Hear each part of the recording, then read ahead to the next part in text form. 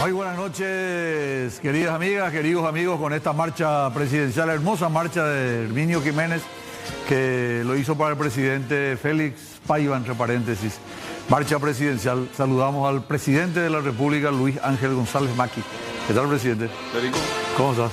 encantado de estar contigo. Igualmente. Con los oyentes del canal, nuestro primer canal del país. Exacto. Sí, señor. ¿Cómo está, presidente? Pero bien, gracias a Dios. De salud, bien. Y la verdad no puedo quejarme. 25 años que asumiste la presidencia de la República en esta fecha, presidente. Y sí, lastimosamente, en un momento tan políticamente tan sangriento. Complicado, muere el vicepresidente Luis María Argaña. Para mí esto que ocurre ahora es primaria. Son de primaria, me parece a mí, ¿no es cierto? Porque aquello fue la vida. Leí tu libro, Testimonio del presidente de la República. Sí. Esto lo escribí con ayuda de mi editor, mi estimado amigo finado, Osvaldo Bergonzi. Gran abogado, gran persona. Él es Bergonzi Pampliega, ¿no? Y aquí justamente tuve, no pude, Federico, ya va. Para el vicepresidente de la República, Federico Franco, amigo y cerrista de corazón, con el aprecio de siempre. Sí, por lo menos estamos ganando, presidente. Entonces, Gracias. esto también le hice llegar para Yoyito. a Yoyito. También. También fue vicepresidente y mío. También, ¿no? Claro, fue tu vicepresidente. Imagínate, Claro que sí. y realmente que nosotros nos conocemos, para los que no nos conocen, de la época de Cerro, porque yo jugué 10 años básquetbol en Cerro. Y Ciudad Nueva. Y Ciudad Nueva 10 años también. Claro. Pero nos conocimos en Gradería Norte. a tu padre, que yo le conocí tan fanático. Y vos la habrás conocido a mi hermana Judith, gran fanática de Cerro Porteño. A Judith y a José Ignacio, con quien solíamos frecuentar. Presidente, tenemos el tiempo corto, así que entramos ya en tema. Como quiera.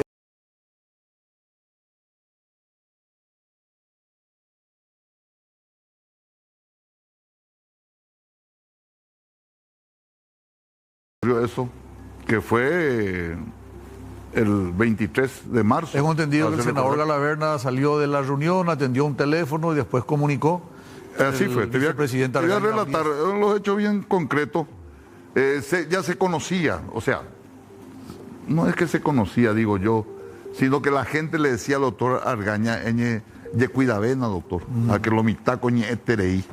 Y estaba candente la situación. O sea, se comentaba. Claro. ¿No fue sorpresa para ustedes? Para nosotros no fue sorpresa. No fue sorpresa. El doctor Argaña ¿Era cuidadoso el vicepresidente Argaña? No era cuidadoso. No era cuidadoso. No es de usar armas y esas cosas. Él de quitar su árbol y poner en una mesa. No era de eso. Y de muchas guardias. Tenía un solo guardaespaldas, que es el que falleció, sí, que era Marino, me parece, y su chofer. O sea que estaban 3 personas, el chofer, su guardaespaldas personal, y se iban a la oficina. Y fue a las 9 menos cuarto cuando nosotros, era un martes, sí, y los martes nosotros preparamos la sesión ordinaria que eran los jueves, y entonces estábamos preparando con todos, en mi oficina, yo era presidente del Congreso, del Senado, y estábamos preparando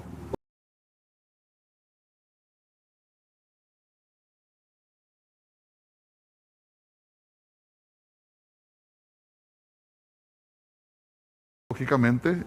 Recibe la llamada de Icho Planas, que era muy cercano también al doctor Argaña, muy colaborador del Encuentro de Reconciliación Colorada, y le dice, y ahí me comenta el doctor Argaña, y se fue llevado al americano, me dice.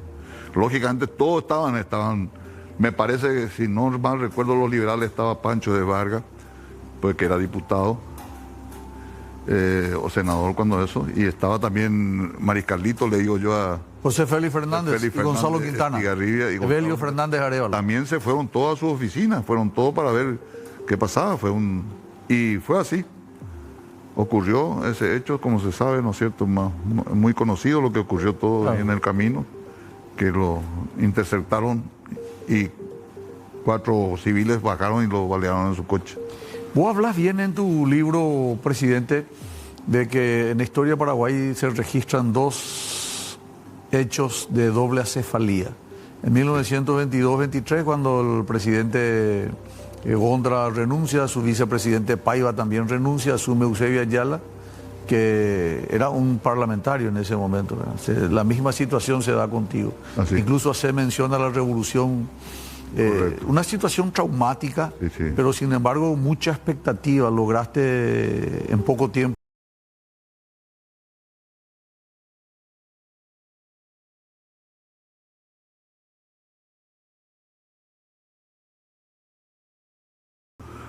Del presidente Raúl Cuba, porque él renunció, digamos, y ahí está la doble cefalía, porque el doctor Argaña, su vicepresidente, murió el martes 23 de marzo, y el 28, domingo de Ramos, Sí. renuncia al presidente Cuba, y lógicamente yo a las 8:30 de la noche del 28, un domingo de Ramos, estaba jurando como presidente. Y ahí, ¿qué hacemos? Pero ya teníamos la indicación del finado doctor Argaña que el 24 de diciembre de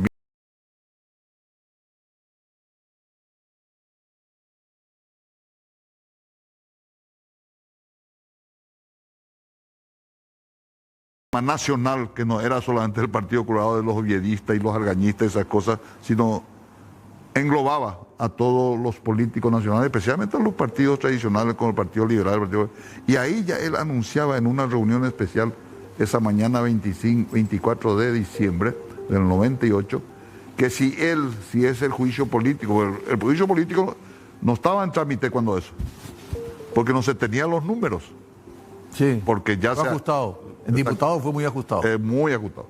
Entonces, él plantea que la solución del país, la pacificación de la nación, para buscar nuestro desarrollo y nuestro confort económico, era un gobierno de unidad nacional. Sí. Fue planteado por el doctor Argaña abiertamente. ¿Vos sabés que Gonzalo Quintana... No es que yo lo inventé, No, digamos, no, al contrario. sino que yo puse en funcionamiento, y gracias a Dios no tuvimos ningún problema que el Partido Liberal presentó. Nosotros, o sea, el Partido Colorado ofreció, cuando eso había 10 ministerios, ¿no? De los 10 ministerios, 4 para la oposición, de acuerdo a la estadística electoral, digamos, y 6 para el Partido Colorado. No es que el Partido Liberal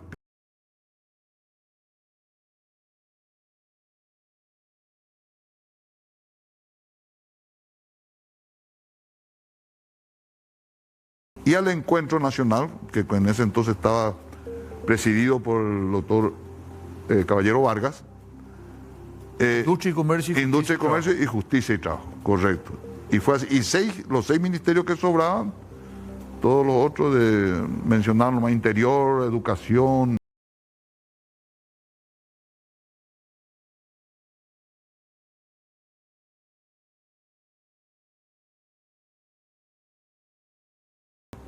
Y fue así. Lastimosamente para mí fue... Porque ¿Dónde comienza el inconveniente que se da con el gobierno de unidad nacional? el inconveniente empieza que en el Ministerio de Agricultura, como vos conocerás mejor que yo, las internas liberales, así como las internas coloradas, estaban flotando ahí en el ambiente. Entonces se quejaban los liberales y los colorados también, que todos los cambios que hacía Wagner eran sus correligionados liberales, pero de su movimiento. Y entonces yo le digo eso, le comento a Tito Sayer, que era mi ministro, el ministro presentado por el Partido Liberal de Relaciones Exteriores. Le digo: Tito, esto es así, así. Y sí, presidente, así es, nosotros también estamos. Y bueno, entonces Yoyito, tu hermano, estaba como presidente. Decirle para Yoyito y traerle, y vamos a hablar un poco con él. Y le convoqué y hablamos con Yoyito. Y me aceptó, lógicamente, la realidad interna también de ustedes. Y bueno, vamos a cambiar. Me dijo: y vamos a cambiar, presidente, le digo, porque no estamos... Y fue así. Y se lo cambió, me parece, en agosto, por ahí. Esto estamos hablando del marzo, que empezó el marzo. Sí. Y fue por agosto. Y entonces...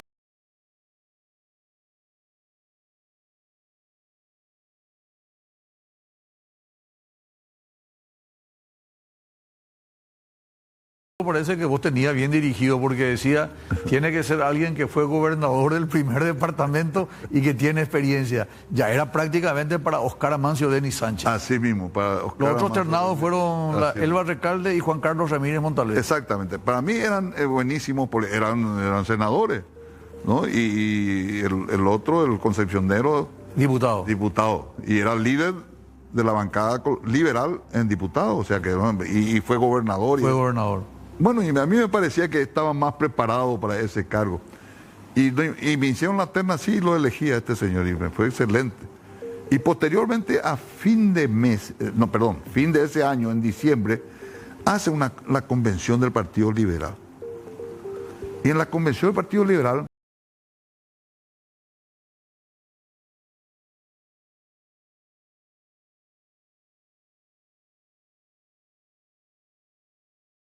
Lino Oviedo, que se exilió en la Argentina y le dio protección Menem. Menem, que era su amigo personal, y decía, sí, como no, mi amigo es Menem, porque cuando Cuba le dijo al presidente brasilero, que era este señor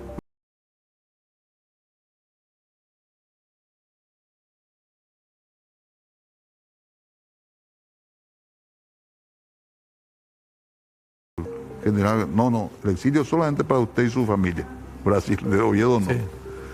Y entonces así fue, y así fue que ocurrió todo esto, lastimosamente. El general Oviedo fue a la Argentina con protección de Menem hasta un día antes que asuma Fernando de la Rúa, correcto, en el que sale de la Argentina porque ya no tenía protección. Así mismo. Y de la Rúa asume el 8 de diciembre, el 10 de diciembre.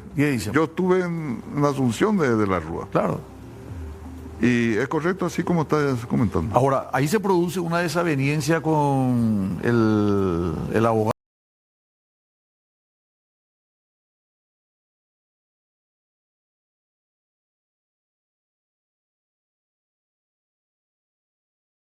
Oviedo se paseaba por nuestra frontera, por Formosa, frente a Formosa, allá en Ciudad del Este. Posadas. Era un chiste, sí. Era un chiste. Entonces le dijimos que por lo menos 1000 kilómetros de la frontera con Paraguay esté circulando ese señor. Y fue así.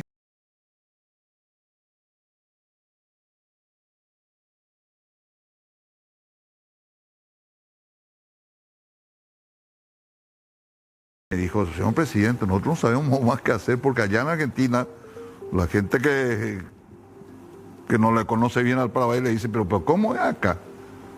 Paraguay, el gobierno paraguayo se queja contra Lino Oviedo.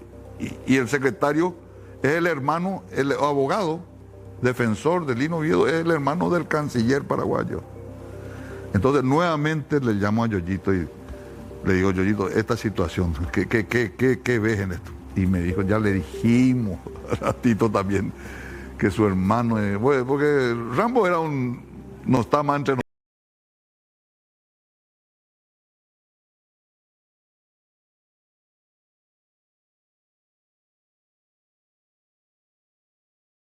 En el libro le convocaba a Yoyito a una reunión para hablar sobre la renuncia, no por desavenencias conmigo, de gestión personal, ni por ninguna cuestión interna. Nada, sino era por una cuestión de la familia Argaña, que no veía bien que siendo el canciller su hermano sea defensor. Y ni los argentinos tampoco, es que no veían bien ni mal. En el mismo acto pide una nota y redacta puño y letra. Él no tuvo ningún problema en renunciar, sí, totalmente. Y ahí asume en reemplazo José Félix Fernández Tigarribia, hasta que se hace la convención y finalmente la convención del partido decide oposición, se retira José Félix Fernández de Cancillería y Oscar Denis de Agricultura. Claro. Y ahí hay cambio. Pero ¿por qué, vos que sos, ahora te hago yo la pregunta a vos, ¿por qué se retiró del gobierno Colorado de González Macri el Partido Liberal? Porque vos para retirarte de un gobierno, tengo yo entendido, tenés que tener varias quejas. ¿Cuál fue el motivo? Y fue una decisión de la convención. Ya sé, nosotros ya teníamos... Fue una decisión política. Una decisión política. Ya era evidente que había que elegir, porque es el otro tema y termino acá. Sí. Cuando asumís vos, presidente, la presidencia de la República, bien decís, el domingo de Ramos, 28 de marzo del 1999, vos asumís la presidencia de la República, después se llama a elecciones para vicepresidencia. Sí. Y hay una sentencia primero del Tribunal de Justicia Electoral y luego de la Corte Suprema de Justicia que le da una suerte de certeza constitucional que nunca antes ni nunca después hubo más, pero te designan a vos presidente y se llama a elecciones para vicepresidente. Y el Partido Liberal tenía aspiraciones legítimas de presentarse a las elecciones. Entonces consideramos de que era importante desmarcarnos del gobierno y no estar pegado al gobierno. O sea, no puede estar, presidente, la víctima en connivencia con el victimario. Nosotros teníamos que tener la suficiente soltura, y Yoyito, que era uno de los candidatos, como para poder enfrentar sin ningún tipo de participación en el gobierno. Ahí es lo que yo no entiendo bien. Yeah. No entiendo bien porque lo que yo recuerdo es que hubo ese problema no fue cuando Tito renunció y eso. No, después fue. Eso fue en el comienzo luego ya. Sí. En el comienzo de nuestro mandato, por así decirlo, Sí. que no sabíamos. Fue en los primeros 6 meses. Pero fue antes de que yo sea confirmado como presidente. Como dice la Constitución, nadie está autorizado a interpretar la Constitución, solamente la Corte Suprema. Y como teníamos este varío, si teníamos que llamar a elecciones para presidente. Lo lógico hubiera sido llamar a elección del presidente. Bueno, entonces le pedimos a la Corte que dictamine eso. Y la Corte dictaminó. Y dictaminó que sí, no, González Maqui tiene que ser presidente. Sí, así fue. Pero no es que por eso después, en diciembre, se retira el Partido Liberal por ese tema. No. Yo lo que te decía es que ya era evidente las elecciones, es más, las elecciones... A vicepresidente. Claro. Eso sí, pero nosotros no hicimos, o por lo menos, el gobierno mío no hizo nada en contra de esas elecciones. No, al contrario. Al contrario. Se comenta que vos actuaste no apoyándole a Félix Argaña, tuviste mucha crítica dentro de tu partido. No es que no apoyé. Yo cerré la campaña de Félix. Lo que hice es que hubo un grupo de correligionarios de alto nivel que querían ir a Ciudad del Este a intervenir las elecciones, porque hay que contarle a los oyentes que por 0.8% ganó Yoyito Franco. 7.000 votos. Por 7.000 votos. Y iban a ir a Ciudad del Este, a las elecciones de Ciudad del Este, para hacer lo que tenían que hacer. Porque hubo un repechaje. Y yo dije públicamente, no cuenten con el presidente para esto. Claro. ¿Eso es verdad? No, es cierto. Entonces, eso sí. Es cierto. Y mira, nosotros los liberales consideramos que vos le ayudaste en exceso a Félix Argaña. Porque mira que le tuvieron apoyo del gobierno en todo sentido.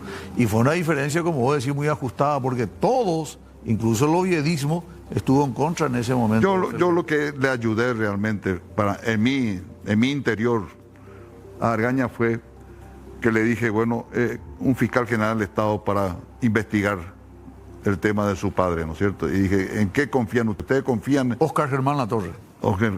Germán Latorre. Y sí, y yo le conocía a Diógenes Latorre, que era su padre, y al chico este también, que eran buenísimas personas. Le dije, y entonces le nombré a ellos para que él se dedique a investigar. Y yo sí que de ahí ya fui un paraguayo más, y los hijos de Argaña los... Pero presidente Jacinto Egoísmo entero Benjamín es gusto. Colorado, ¿acuerdan de ella? O porque de antifelia, Aurelio Liberal, duro criticar porque de jataite y feliz favor, pero Igor. Si jugaba fuerte no iba a ganar yo. A 0,8 que fue 7 sí, 0,8 amigo. 0,49,06 a 48,08. ¿Viste? Sí, 0,8%. Sí mismo. 0,8%. A mí, estamos bien, estamos hablando de la muerte de Argaña, estamos hablando del juicio político. Y para cerrar este capítulo, ¿sí? Sentí mucho que el Partido Liberal, porque yo estaba confiado que íbamos a hacer un gobierno de ejemplo por lo menos, y que otros que vengan. ¿Por qué no le diste al Partido Liberal mayor número de ministerios entonces? ¿Por qué esa proporción de 2 encuentros y 2 partidos liberales? ¿Y por qué ¿No te parece que fueron injustos con el porque partido? puede ser, porque no fue numéricamente, ¿eh? Sí, bueno, pero estamos hablando de No fue por proporción, ¿verdad? porcentaje, no fue así. Entonces hubiera hecho 5 colorados, 3 liberales, le hubiera mimado un poco más. Mirando el retrovisor hoy, ¿no te da la sensación, presidente, no te da la sensación de que en serio faltó un poquito más? Tengo entendido, o sea, y para ser honesto, el Partido Liberal tiene más peso electoral y político que el Encuentro, pero como el Encuentro se portó, y Guillermo, nosotros teníamos tanta confianza en un señor, excelente persona, y el Encuentro Nacional me acompañó hasta el final, Yoyito. Nunca renunció. Y para más que se fue José. Pero algunos del Encuentro te hicieron del juicio político. Vamos a llegar. Dale. Vamos a llegar. Vamos a unos consejos comerciales y regresamos. ¿No me querés hacer dormir esta noche? No. Por eso vamos.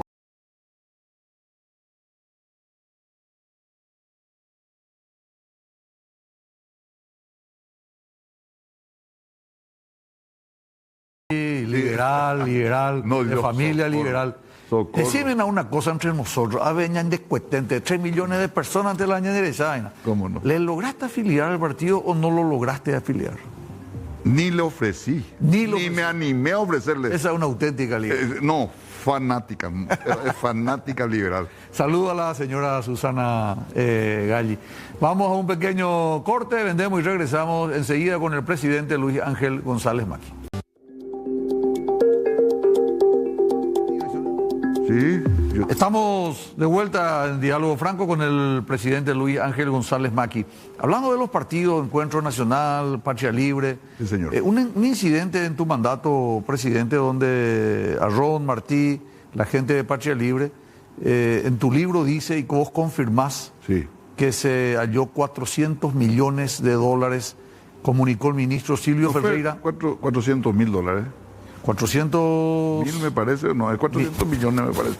te voy a decir... Me parece, mira, no recuerdo. Puede ser 400 mil dólares, perdón. Me parece, bueno. 400 mil dólares. Lo que sí que...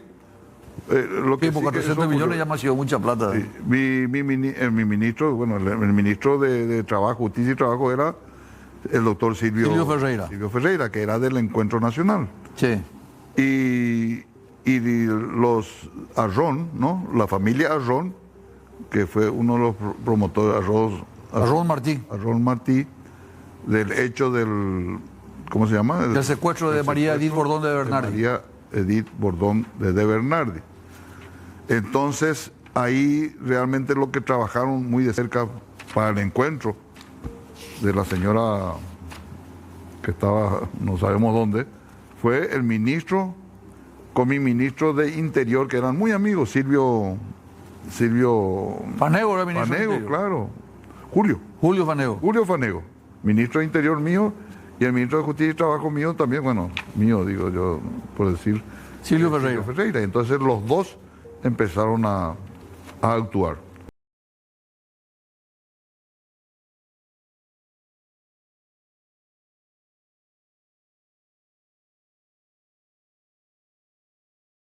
¿Cómo lo liberaron otra vez a la señora? Que esto, lo otro. Lo libertaron es por 400.000 dólares. 400.000 dólares. 400.000 dólares que dieron ellos. Y Silvio me dijo, presidente, yo tengo esa plata. No, señores, eso tienen que entregar. Eso no es entregar. Y ahí Silvio, después de unos días que ocurrió el hecho, me dijo que depositaron en un funcionario de su Ministerio de Justicia y Trabajo, que era como administrador más o menos del Patria, ¿cómo se llama? Patria Libre. Patria Libre, que era el partido de ellos, de Arrón, de la familia. Ron y Martín. Arrón y Martín. Eso Esa fue. plata nunca apareció, ¿eh? Esa plata nunca apareció. Nunca apareció. No. El apellido del funcionario del ministerio, a mí no me importó quién era, ¿no es cierto? Era miembro Pero ahí del partido. quedó muy mal posicionado el ministro del Interior y justamente Silvio Ferreira, también el ministro de Justicia. Sí. Fanego y Ferreira.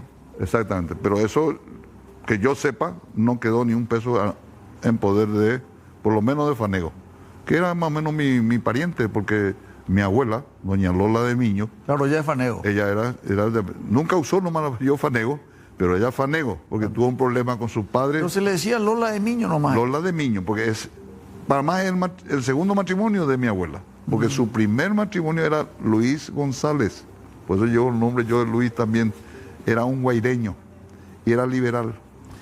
Su esposo, pero era director del puerto de Villeta.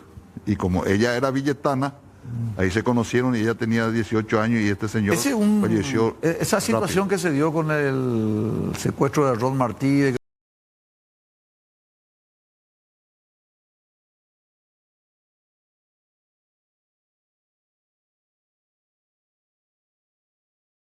Hicimos todo lo posible para que liberara a esa señora con vida, ¿no? No, y se le liberó. Y se le liberó con vida. María Di fue liberada, pero después esa plata se utilizó en campaña política. Seguramente. Para la gente de Patria Libre y tomó carácter público, incluso pero se llegaron a escapar. Que yo sepa, no, que en poder por lo menos de Julio Fanego, que yo tengo plena fe en ello, y de Silvio, no sé, yo lo conozco muchas. Y esos 16 millones de dólares del alto rendimiento que se utilizó en Banco de los Estados Unidos.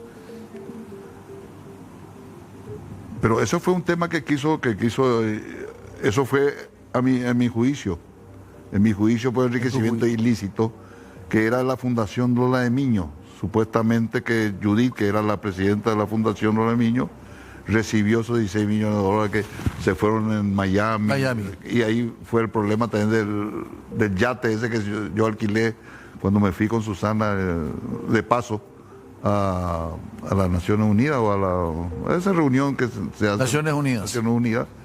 Entonces dice que ahí se utilizó eso. Y que yo, y por eso me dio a mí por incitador, que yo incité a eso, ¿no? Y que mis hermanos, Judith y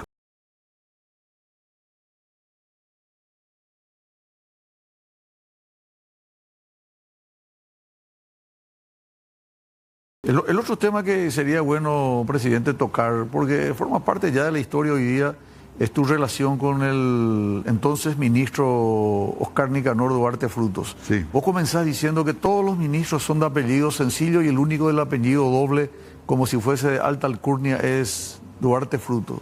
Y que él mismo se pasó hablando, vociferando por todos los medios de que estaba en contra de los dobles apellidos.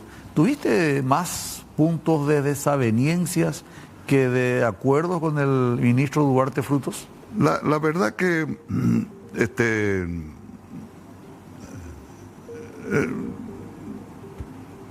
mi gobierno, voy a decirlo así, mi gobierno, el presidente del partido de la Bader Rachilichi, competía a Nicanor,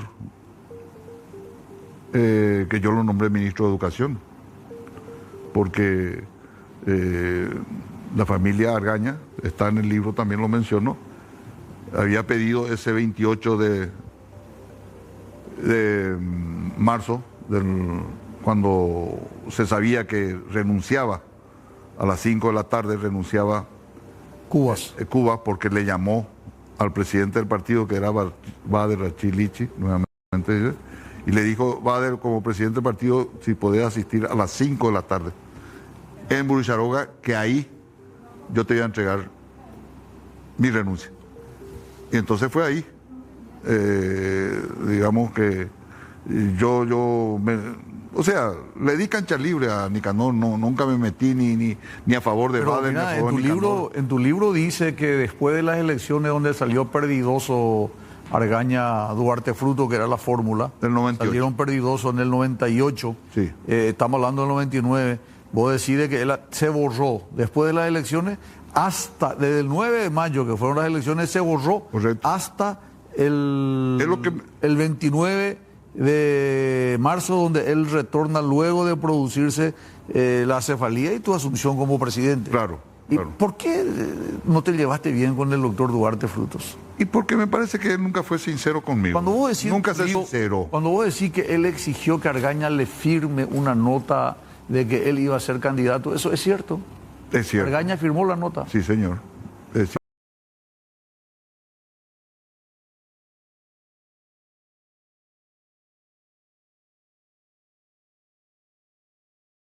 Argaña mismo me dijo, porque en Reconciliación Colorada todos querían que yo sea el candidato a presidente, ¿no? Y el doctor Argaña me dijo, mira, Lucho, voy a estar en el Congreso, ya soy presidente del Congreso, y Nicanor porque Nicanor vino, para que sepa la gente, del guamosismo, vino al argañismo a apoyar. Que vino con Calé, vino con Villamayor y 4 o 5 colorados más, que eran de Guasmosi, digamos, del movimiento de Guasmosi, que vinieron a Argaña para las elecciones, digamos, 98. Y ahí que yo me parece me comporté como demócrata y como sí, y él hizo unas elecciones internas del partido que yo no tuve ningún entremetimiento, y que sale la palabra famosa de Calé, y el presidente con quién está, con Bader o con Nicanor. No, Oñemolente, presidente. Nos vamos entre nosotros. Sí. Y después, cuando termina toda esta historia y ganan las elecciones, Nicanor se va al Alderete, que era su presidente del partido, José Antonio Alderete. Tuvo un problema de corazón, se operó el corazón. Exacto.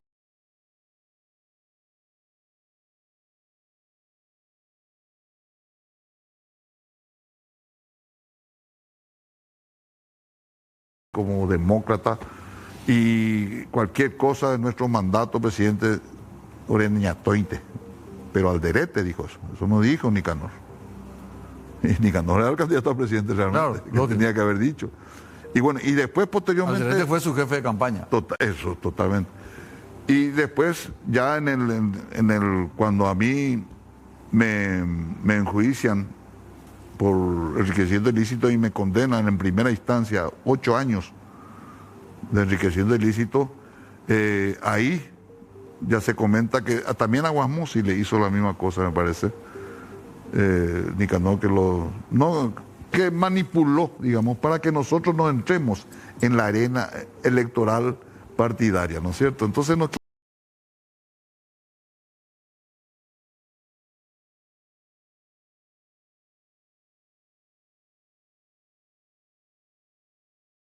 ahora está operando, ¿no? Vos decís en tu libro que ella estaba siendo manejada a control remoto. Sí. ¿No te guardás una en tu libro, presidente? Y yo creo que me parece que son momentos históricos que vivimos y de tanta tragedia, tanto política como económica del país. Y que la gente tiene que saber mi verdad, lo que yo supe, lo que yo viví. ¿Tuviste algunas desavenencias también con el senador Juan Carlos Alaverna? Comentanos a la vuelta de la pausa, ¿sí? Ah, ¿cómo no? Quiero recomendarte algo. Sí. Pero a la vuelta de la pausa hay un producto muy bueno, sí. Robinson Crusoe. Vamos a unos consejos comerciales y retornamos enseguida con el presidente Luis Ángel González Maqui. De vuelta a parte final con el presidente de la República, Luis Ángel González Maqui, 25 años al frente del poder de la República. Presidente González Maqui, en esta parte final... ¿Te parece mucho? ¿Te parece ayer nomás que fue eso? Muy rápido pasó, ¿eh? Rápido pasó. Muy rápido pasó. ¿Y qué cosas que pasaron? ¿Por qué Alaverna no te invitó?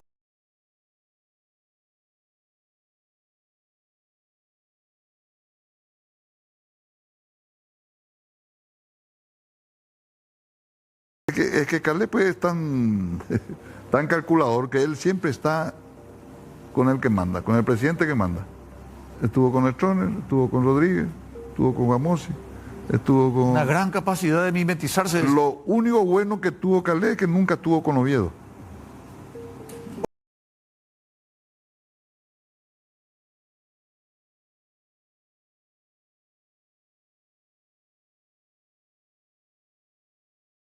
¿Por qué no te invitó en ese evento? Y yo creo ahí porque ya el candidato a presidente de la República ya era Nicanor, ya ganó las internas. Pero cuando te hacían el juicio político, ¿vos crees que Calaverna quería ser presidente de la República? Claro, si el juicio político es para que él asuma, ya estaba todo hecho. ¿Quién hicieron el juicio político en contra tuya? Lo que yo me enteré es que por el Partido Liberal estuvo Pancho de Vargas al lado de Calé, apoyando eso. El que estuvo también fue Silvio Ferreira, el ministro de Justicia y Trabajo del Encuentro también, que ya no tenía más ni un cargo. También Walter Bober parece que apoyó un poco esa idea también.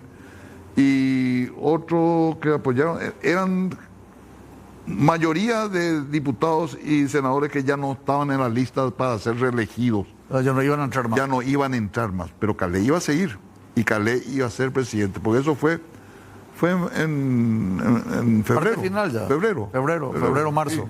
Sí. Y yo tenía que entregar en agosto. Agosto, el 15 de agosto. Entonces, por eso es que, como estaba don Blas N. también visitado por Calé, que estaba como senador, y Gustavo Pedroso, el ingeniero ese que fue guamosista también, y ellos fueron a visitarme en Buricharroa. Y me dice el presidente, amigo, ¿cuál asunto? Yo no sé, ese amigo, le digo, cuál es el tema de Calais, pero no sé si Nicanor va a creer más que yo no le voy a entregar su mandato, que está seguramente va a ganar las elecciones generales, porque él ya era candidato para presidente, que ganó las internas coloradas, o que Calais y Pancho y eso le van a entregar la banda presidencial. Tenemos que ser así, y bueno, y fue justamente así. Tipo ping-pong, presidente. Yo le llamé. ¿Vos hubieras querido que sea? Yo le llamé a Nicanor por teléfono. Ese día, esos días, uno de esos días. Sí. Y le dije a Nicanor, de pico cree que si la entregamos a Indela, la de banda presidencial. ¿Vos crees más que Calais te va a entregar o no te va a entregar?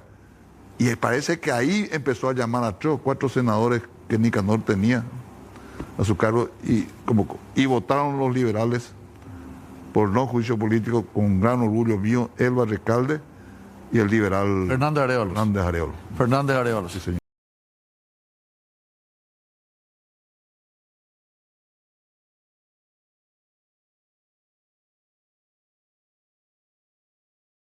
Golpe, valga la redundancia.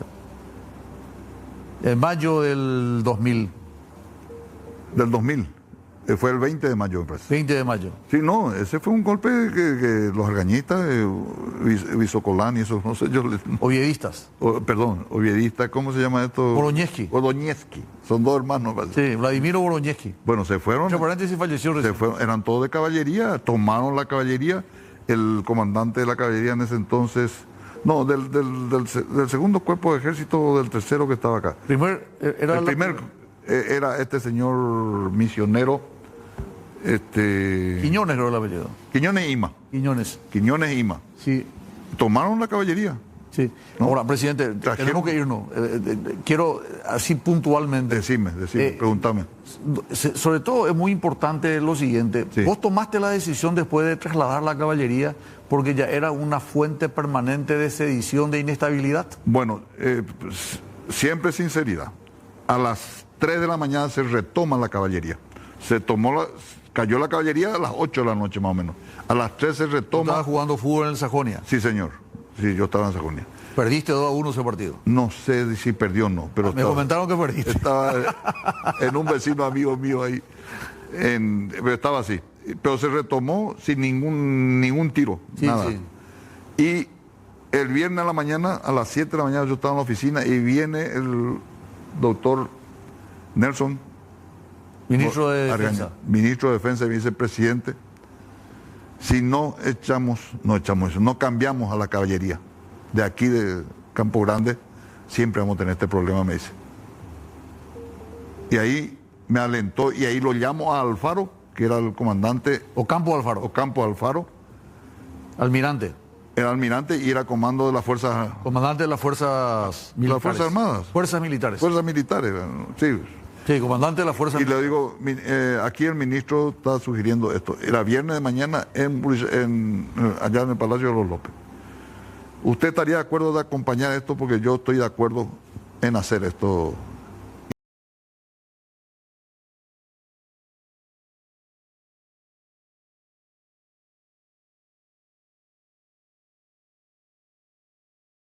Sí. Y todos los golpes nacían y morían ahí. Cierto.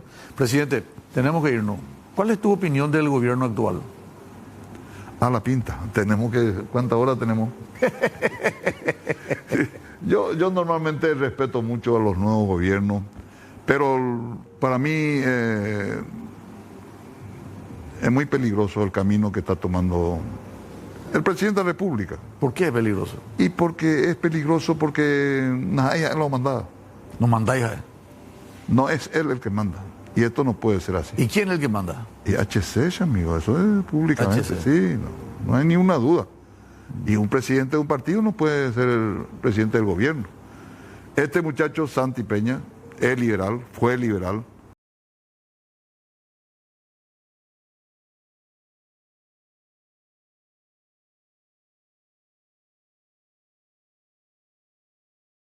El poder.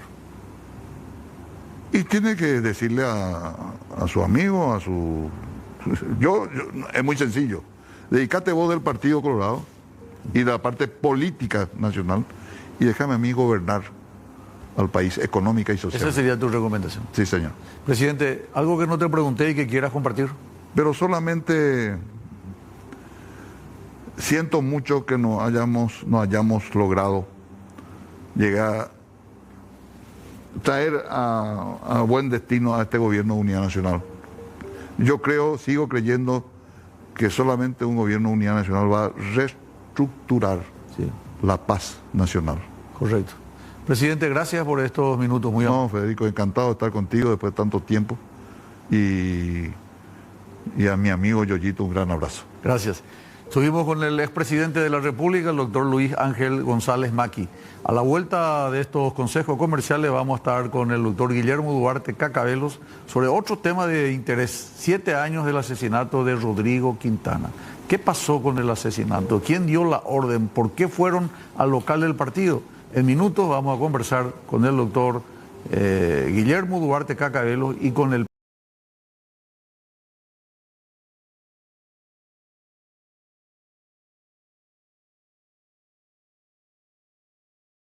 Gracias a vos por venir. Felices Pascua en primer lugar. Igualmente.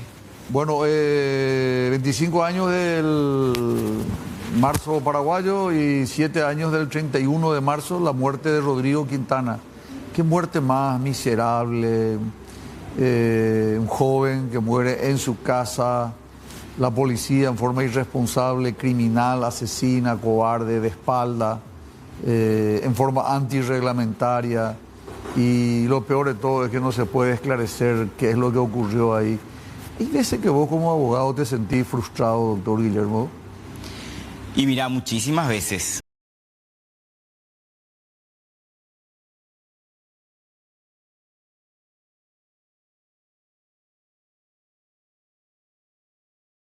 Este caso que tiene condimentos políticos en otro.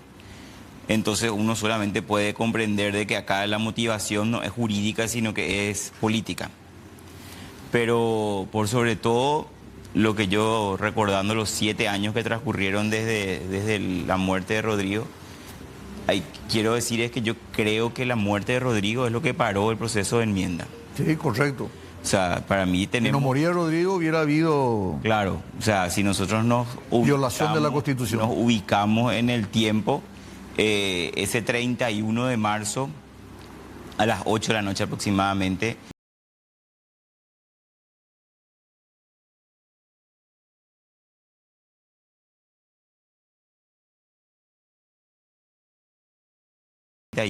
Pero ese 31 por lo que pasó a la tarde no se, ¿cómo se llama? No se concretó y pasó inicialmente para el sábado a la mañana. Y ese sábado a la mañana ya todo paró porque amaneció muerto Rodrigo, ¿verdad? Es cierto.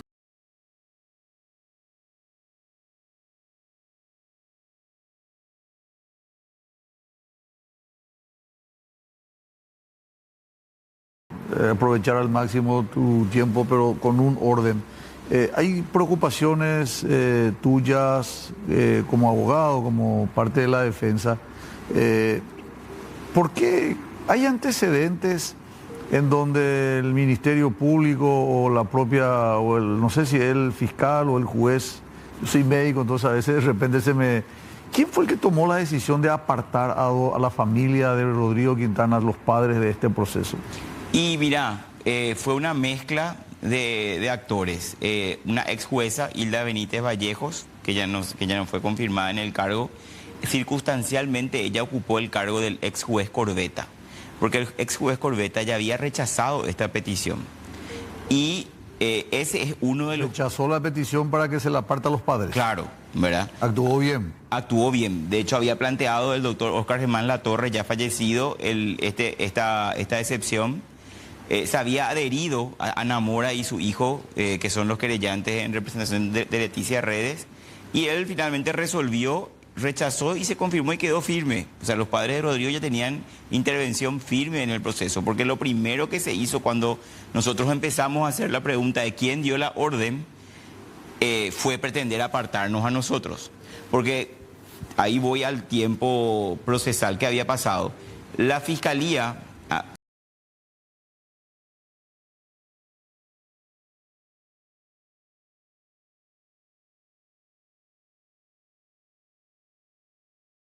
Fiscalía analizó los cruces de llamadas internos de la Policía Nacional. Y la Policía Nacional esa noche madrugada no se comunicó por teléfono celular, sino por radio y por otras frecuencias. Cuando entramos nosotros y hacemos los análisis con los técnicos que teníamos nosotros en el PLRA, o sea que el PLRA nos proveyó, y nos hicimos la pregunta, yo le pregunté a los técnicos, yo no quiero saber los policías entre ellos cómo se comunicaron, quiero saber quiénes le llamaron a la policía. Y ahí surgen los cruces de llamadas que generaron el conflicto, ¿verdad? Todos los actores por fuera. Explícame un poco, doctor, lo siguiente. Vos estás hablando con una persona que no tiene conocimiento. Yo no soy, repito, por enésima vez abogado. Para que vos entres a una casa, para que la policía entre, se necesita orden judicial. Claro, bueno, así comenzamos. Cuando analizamos la evidencia y tenemos probado contra toda duda que la policía ingresa sin orden judicial, claro, con el argumento de que estaban en flagrante persecución de un hecho punible, nosotros hacemos primero la reconstrucción histórica de los circuitos cerrados, de los registros fílmicos de la prensa que acompañó todo, la gente de ABC, la gente de Telefuturo, la gente de SNT, todos. Vemos que efectivamente no existió flagrancia.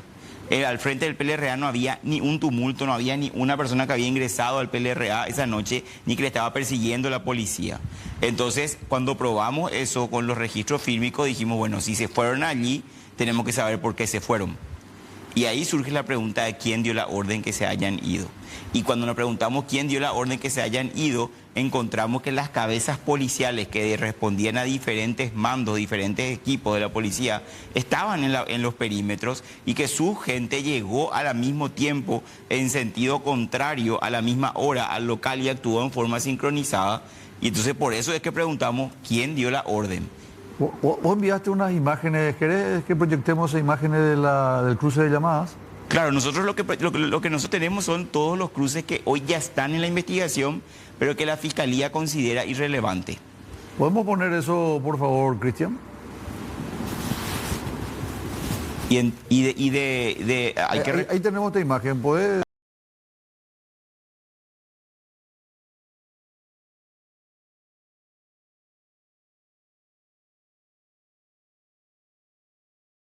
De varios días. Hay un cuadro que tiene solamente la comunicación de esa noche madrugada, que refleja las comunicaciones de Críspulo Sotelo con personas por fuera, y que entonces nosotros lo que tenemos son las comunicaciones, ubicación, aquí está, este es el cuadro que tiene las comunicaciones de esa noche, ¿verdad? Y nosotros de lo que sabemos es que existieron estas comunicaciones, lo que no tenemos es el contenido de estas comunicaciones. ¿Cómo se accede a eso? Eso está en la carpeta fiscal. Lo que pasa es que desde el teléfono de Críspulo Sotelo sale esto. Porque nosotros, la Fiscalía nunca pidió los extractos de llamadas de las otras personas que nosotros decíamos que tenían que pedir. ¿Críspulo Sotelo qué cargo tenía entonces? Era el comandante de la Policía Nacional. Pero en el registro del teléfono celular de él salen las llamadas que él hace, pero también las que él recibe, y los números de los cuales se les llama, y la antena de la cual se realiza la comunicación. Entonces está todo documentado y registrado en cuanto a la existencia de las comunicaciones. Lo que nosotros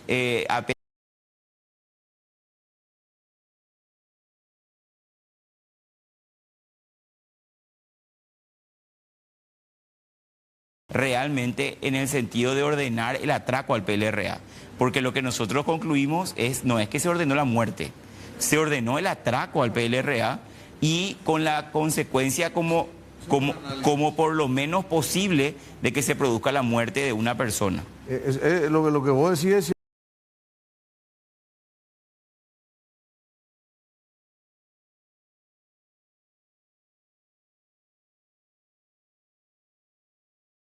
y atraque la sede del partido de oposición, el partido más importante de oposición. En segundo lugar, hoy podemos decir de que no era reglamentario, era en forma cobarde, de atrás, de espalda. Realmente no hay manera. Esto es un delito que no va a prescribir nunca. Ahora podrán de alguna manera darle un tratamiento cosmético a esto, tratando de disimular, pero va a llegar el tiempo más temprano que tarde que se tiene que saber quién dio la orden de ir a la sede del Partido Liberal Radical Auténtico. Y la evidencia está. La evidencia está, tiene que ser correctamente analizada. El problema que tenemos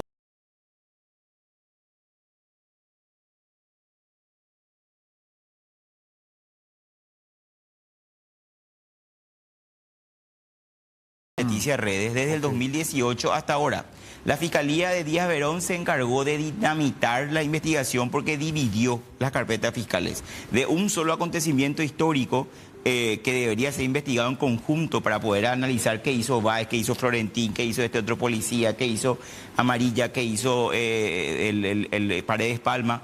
Ellos dividieron por persona en carpetas diferentes y la evidencia era única. Teníamos un circuito cerrado del PLRA. Sí. Y tenía que ser analizada en alguna de las carpetas, en vez de que sea analizado en una carpeta única. Entiendo. Y para peor, ellos llevaron, con Aldo Cantero y compañía, llevaron la carpeta. El mismo Cantero. Aldo Cantero llevó el circuito cerrado para investigar la Striven Patrón y compañía por las bombas Molotov y el atraco al Congreso. Es decir, ellos priorizaron, esa fiscalía priorizó la quema del Congreso como investigación y dejó de lado y relegada la investigación del crimen de Rodrigo Quintana.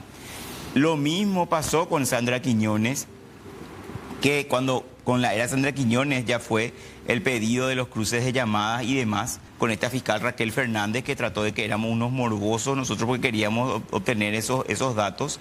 Y finalmente tenemos y aquí vuelvo a la exclusión de los padres.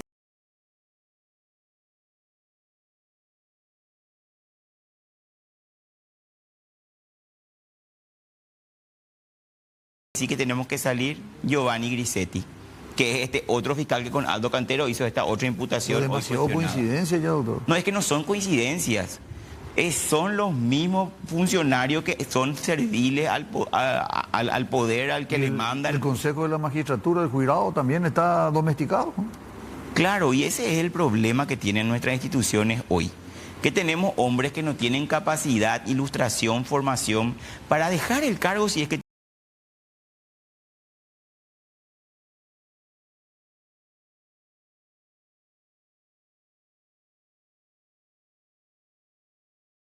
de la formación de las personas que hoy tenemos legislando y que tenemos como Chaqueñito, como Rivas, como esas otras personas. ¿Quién le va a contratar? ¿Qué servicio privado serio pueden prestar? Solamente sirven en la función pública. Increíble. Y eso es lo grave. Y eso también son los fiscales. Que como si yo soy fiscal y me dicen hacer esto y no es correcto, hermano, yo no voy a hacer. Toma tu título, toma tu carito y me voy a trabajar. Como hice, yo fui funcionario público y viví en la Fiscalía de Delitos Económicos. Nosotros le investigamos al expresidente González Macchi en su época y habíamos logrado la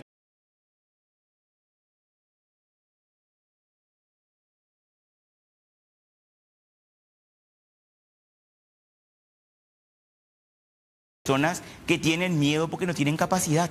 Es cierto. Se saben ignorantes, se saben incompetentes. Y entonces solamente pueden ser yo obedientes. creo que es una maquinaria que es un círculo vicioso en donde se eligen malos representantes eligen malos funcionarios y malos funcionarios a su vez van creando pleitos para que sean acordados de acuerdo a la intención de cada abogado. A mí me da lástima la forma en que se están conduciendo estas personas, porque la elección del Consejo de la Magistratura, el copamiento que tiene es increíble, ¿verdad? Evidentemente. ¿Me permití, doctor? Tenemos que ir a un pequeño corte. ¿Vos solés consumir, está de dieta, veo que está en buena forma? No, para nada. Hay un buen producto que quiero recomendarte. Robinson Crusoe, es un atún muy bueno. Tenemos, Cristian, la imagen de Robinson Crusoe, por favor. Bueno, estamos en comunicación con el papá, el señor Fidelino Quintana, desde la ciudad de La Colmena. Don Fidelino, buenas noches. Buenas noches, doctor Federico. ¿Qué tal? ¿Cómo te va? Bien, Fidelino, ahí la hay por ambas de Guaná, pero ella ya potas, hermano. Donde yaras ahí, se dan de los asatos, ni cumplipalan de que era yo. Voy yo, ove ya hasta de cena. Ape, doctor Guillermo Ndiromo Sarambí, Paraguay, Tuichacueva, y enderezarlo a mitad. Va el ande de Miñandú, don Fidelino. ¿Cómo te sentís 7 años del fallecimiento de tu hijo? Esta impotencia, me imagino, propia de un papá que no encuentra justicia. En realidad creo que es el día más triste. Hoy nos toca vivir por todo lo que están haciendo esa gente, por todos los Ana Mora y su hijo.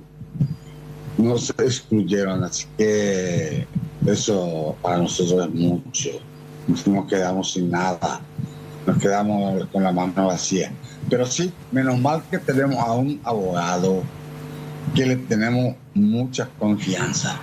Al doctor Cascabelo le tenemos muchísima confianza. La familia Quintana están con él, está con él, y vamos a seguir estando y vamos a seguir peleando, porque yo de pelea capaz que ya no voy a tener ya mucho tiempo, ¿verdad? Por todas las enfermedades que tengo. Pero sí me gustaría seguir peleando hasta la última consecuencia. Don Fidelino, si tuviera enfrente a la fiscal Amora o al propio fiscal general del Estado, el doctor Emiliano Rolón, ¿cuál es el pedido tuyo de tu familia para ellos? Y nosotros queremos saber quién dio la orden y cómo es, quién dio la orden. Eso es lo que queremos saber. Lo fundamental. Queremos saber qué pasó ahí, por qué atropellaron el local partidario, por qué atropellaron justamente el local. Porque ellos habían llegado minutos antes nada más ahí en el local. Rodrigo y sus 2 acompañantes más, minutos antes. Ellos llegaron ahí y estaban tomando leche, inclusive de ahí afuera. Estaban tomando leche. Y eso es lo que queremos saber. Increíble, él vino para manifestarse, vino para defender su país, para defender la democracia, la Constitución, y mira cómo termina, qué increíble. Don Fidelino, algunas consideraciones finales. Está con nosotros el doctor Guillermo Duarte Cascabelo, también acá en estudios. Algunas consideraciones finales, don Fidelino, por favor. Que siga adelante, que nosotros le vamos a seguir apoyando a Cascabelo. Que siga adelante, que no tenga ningún inconveniente en conversar con nosotros, de invitarme, que pues si puedo irme, no hay ningún inconveniente. Vamos a seguir luchando, voy a seguir luchando con mi familia hasta que se esclarezca esto. Don Fidelino, gracias por este contacto, muy amable, muy gentil y mucha fuerza. A seguir adelante. No, al contrario, el agradecido somos nosotros, la familia de Quintana. Muchas gracias, muchas gracias. Gracias, don Fidelino, muy amable. Nosotros nos vamos a un pequeño corte, doctor. Vendemos y regresamos enseguida con más diálogo franco. Doctor, en esta parte final, la pregunta nuevamente de lo que ocurrió hace 7 años, la muerte de Rodrigo Quintana. ¿Alguien está detenido hoy dentro de todo este número de personas involucradas? ¿Alguien está detenido hoy día? Hoy ya no está nadie detenido. ¿Nadie? Nadie. Gustavo Florentín, que era el que está acusado y estuvo preso, compurgó la pena mínima de 5 años, que es la pena mínima de homicidio doloso, por culpa justamente de Ana Mora y su hijo, que son los querellantes que le representan a la madre de la hija de Rodrigo Quintana, que hay que aclarar que no es la pareja de Rodrigo, no es expareja, no es concubina, no es ex esposa, no, es la madre es la mamá de su hija con la que tuvo cuando era joven. Y hoy tienen conflictos, o sea, es básicamente el Poder Judicial está entregando la legitimación de Rodrigo Quintana a un consiguió enemigo. Algunas prebendas de parte del gobierno. Eso también se dijo, ¿verdad? Que fue contratada supuestamente en el BNF. De hecho, ellos aparecieron en escena solamente cuando se le empezó a investigar a los posibles autores intelectuales y los instigadores.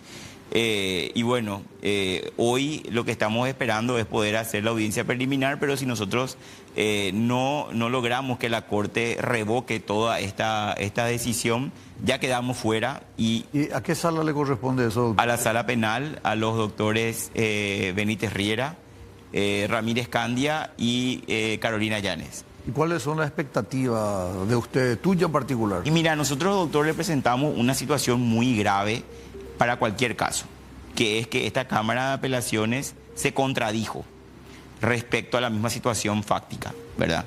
En otro caso, donde a mí me tocó ser defensa, yo cuestioné que no podían ser querellantes los padres y la hermana de una muerta.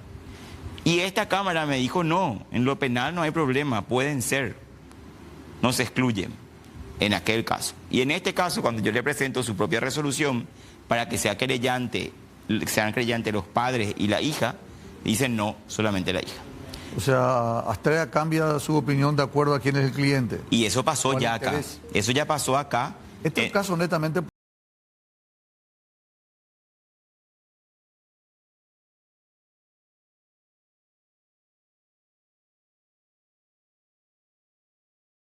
Las soluciones, ¿verdad?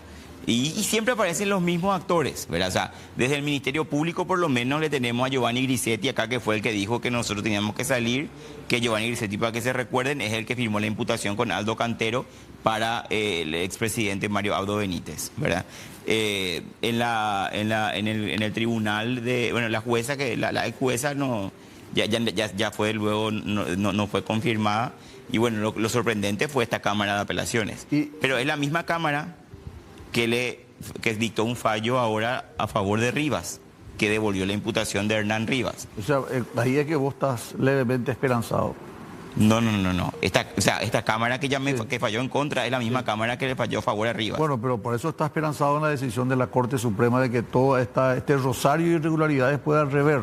Claro, ¿verdad? Yo entiendo que la Sala Penal no debería querer cargar con este... Porque yo te escucho, en un expediente determinado tiene un criterio, en otro expediente tiene otro criterio, lógicamente el que tiene que poner orden es la Corte Suprema de Justicia. Claro, o sea, esta es una controversia que tiene que dirimir la Corte Suprema de Justicia de una vez y para todos los casos. En el caso en que le dé de nuevo participación a los familiares, ¿se tiene que iniciar el proceso de nuevo? No, solamente vamos a bajar a primera instancia y continuar, hacer la audiencia preliminar, que es lo que está pendiente. Y esas carpetas irregulares, la división en realidad de expedientes con el propósito de confundir, ¿eso se puede armar uno solo ahora? No del todo, ¿verdad? Porque ya hay un policía que está condenado, creo que con sentencia firme, que fue, porque tres Gustavo Florentino. No, Gustavo Florentino está condenado, él está acusado. Tres escopeteros ingresaron al mismo tiempo al PLRA. Báez, Gustavo Florentino y otro que no recuerdo el nombre. Los tres disparando a quemarropa hacia los seres humanos que estaban adentro. El tercero, que yo no recuerdo el nombre, le disparó a una mujer y le quitó parte de la oreja. Y ya fue condenado él en un juicio. Gustavo Florentino y Báez quedamos, porque yo no había, a él se le abrió una causa paralela. ¿Vos tenés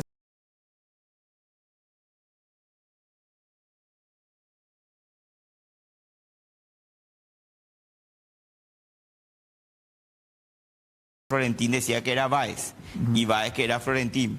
Y nosotros lo que sostenemos es que finalmente la conducta de disparar contra los seres humanos que estaban detrás de la puerta nomás, aún con balines de goma, ya era una conducta capaz de quitar la vida. Es reprochable. Porque conforme los dictámenes técnicos firmados por Lemir y otros médicos forenses y los manuales de uso de las escopetas con balines de goma, a menos de 10 metros uno no puede disparar. O sea, a 10 metros ya es mortal. Menos es casi seguro que le matás. Y decimos una cosa para una persona que no conoce el expediente a fondo. ¿Eran balines de goma o eran balas de plomo?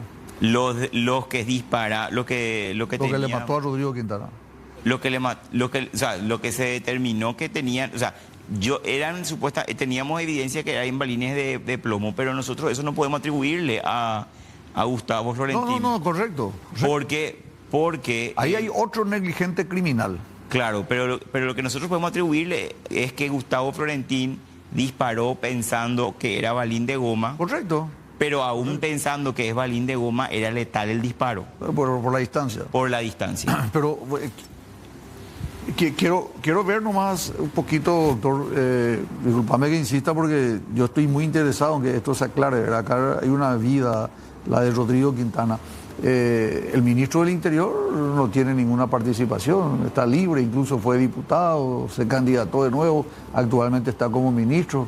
El armero, el jefe de orden y seguridad de la policía, el jefe técnico, táctico de la policía, hay muchas personas que son responsables. Nada, eso se investigó y eso ya es mucho más lejano luego al punto que nosotros queremos. La participación de todos los que se fueron allí al PLRA y dispararon, porque todos dispararon y todos actuaron en forma coordinada, es de coautoría o complicidad.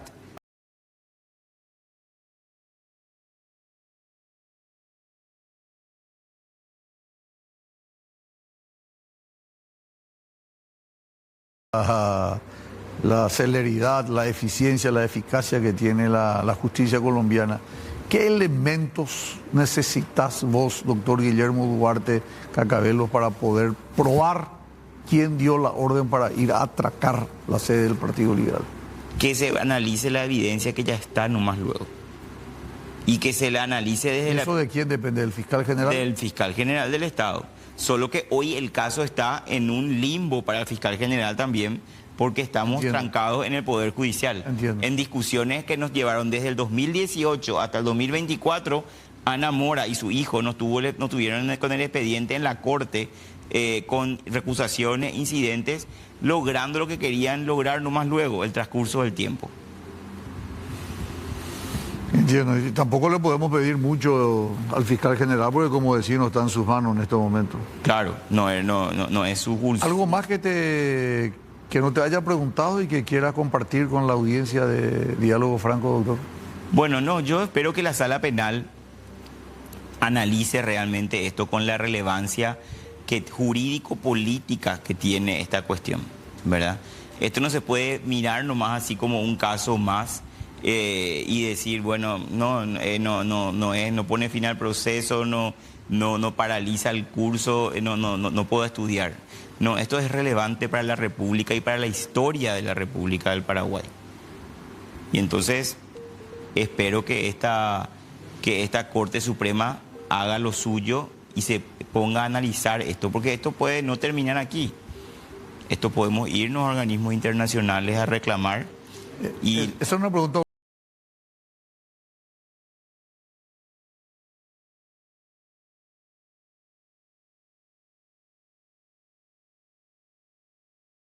Analizar, de acuerdo a cómo se resuelven las cuestiones, vamos a analizar esas áreas. ¿Eso tiene un costo muy elevado? Bueno, mira, hoy, doctor, se puede litigar a través de internet, ¿verdad? Virtual. Entonces, se hacen litigaciones virtuales y es una diferencia significativa de costos. Muy bien. Doctor, gracias por estos minutos, muy amables. A las órdenes, a disposición. Queremos rendirle un homenaje al doctor Mime. ¿Le llegaste a conocer? Yo a Mime le conozco, éramos del Cristo Rey. Ah, mira vos. Y sí, le conozco de chiquitito, súper chico. Bueno, él estuvo con nosotros acá en Diálogo Franco, en otro programa. Falleció el doctor Miguel Ángel Velázquez, conocido como Mime. Gran amigo, colega, cerrista, en realidad teníamos muchos temas en común y sobre todo era un apasionado en su lucha por la utilización del CBD, el cannabis de uso medicinal, incluso el cannabis de uso industrial. Un gran propulsor, hizo un libro, entre paréntesis, tuve que leer todo su libro sobre las ventajas. Queremos recordarle al amigo Mime y expresar, por supuesto, los deseos de una cristiana resignación a los familiares y amigos de este gran amigo, el doctor Mime Velázquez. Conocido, profesional, uno de los médicos que mejor maneja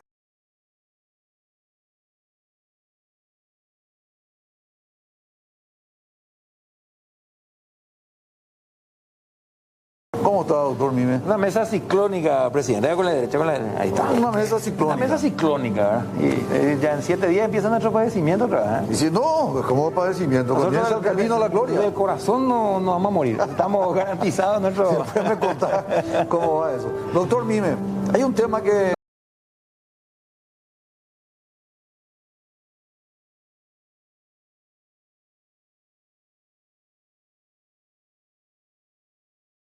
apreciar.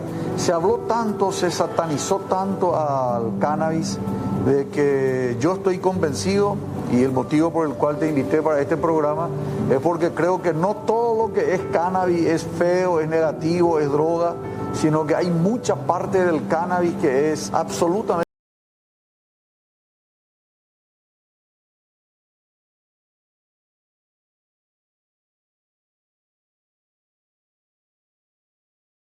firma, lo cual hace que tenga un valor diferente. Es un libro imperdible para todo, sobre todo médico y paciente.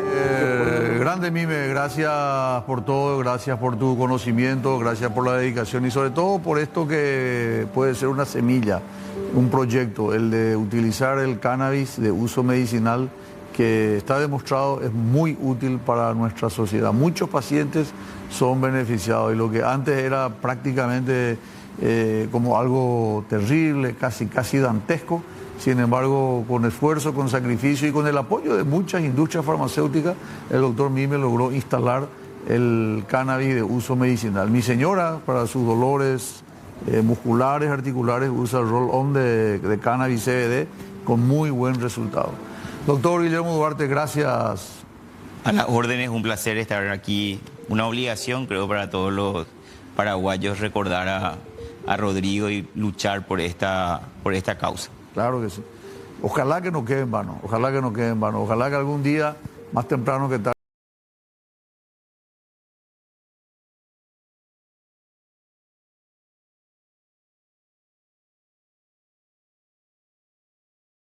Quintana. Gracias, doctor. A las órdenes. Nosotros regresamos, si Dios permite, el próximo lunes con más Diálogo Franco. Gracias a la audiencia por la preferencia. Diálogo Franco.